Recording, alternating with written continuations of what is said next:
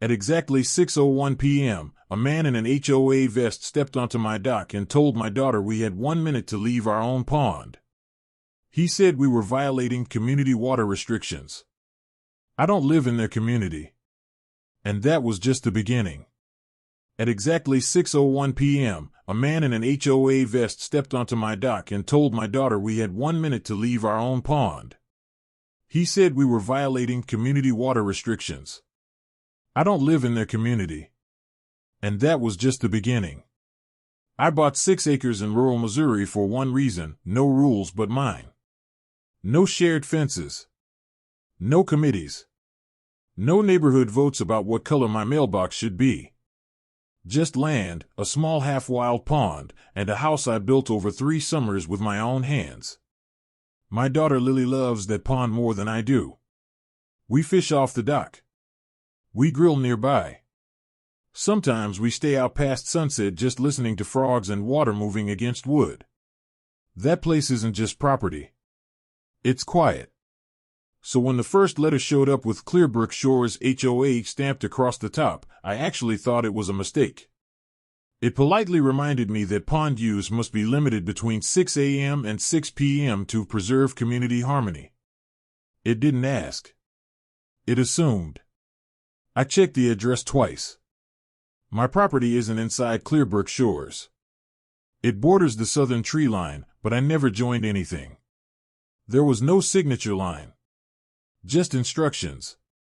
I ignored it. That should have been the end of it. A week later, I had 6 friends over for a small cookout. Nothing loud. Just burgers, low music, and Lily fishing near the dock.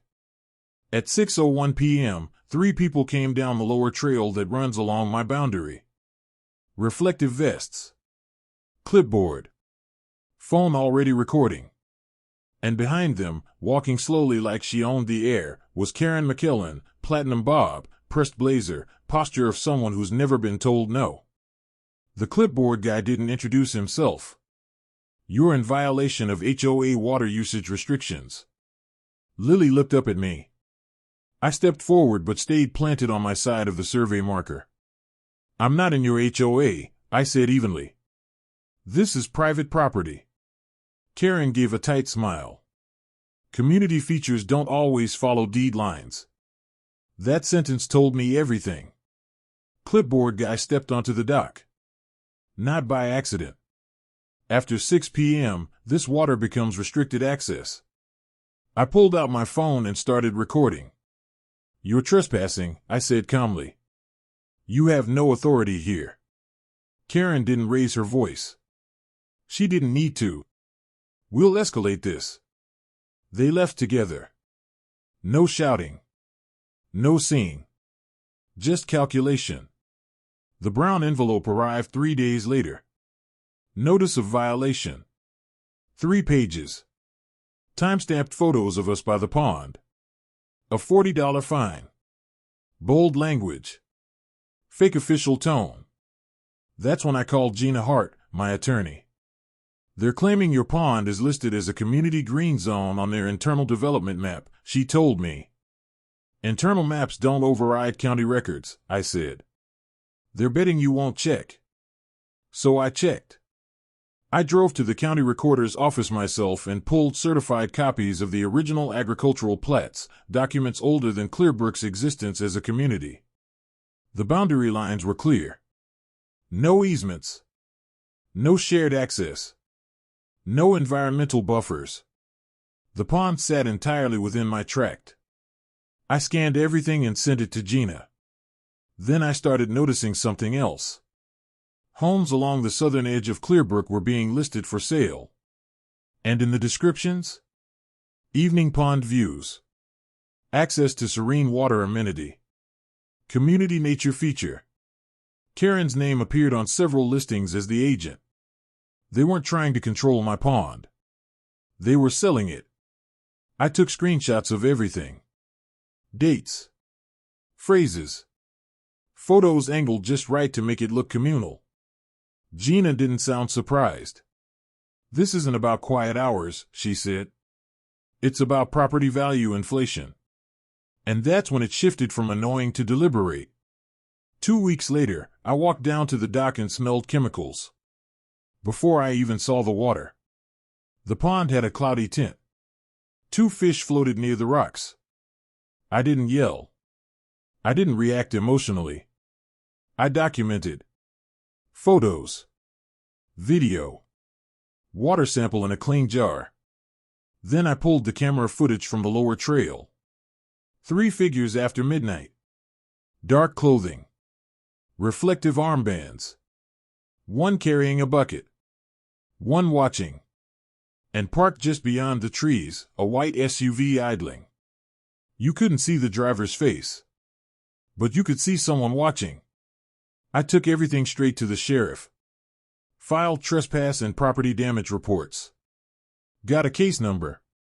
Gina sent a cease and desist to the HOA and to Karen directly. Attached were certified plats. Screenshots of listings.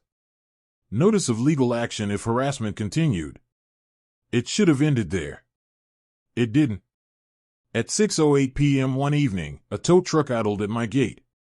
3 HOA vests stood near the latch. Karen was behind them. Clipboard guy held up an official-looking notice with seals and bold font.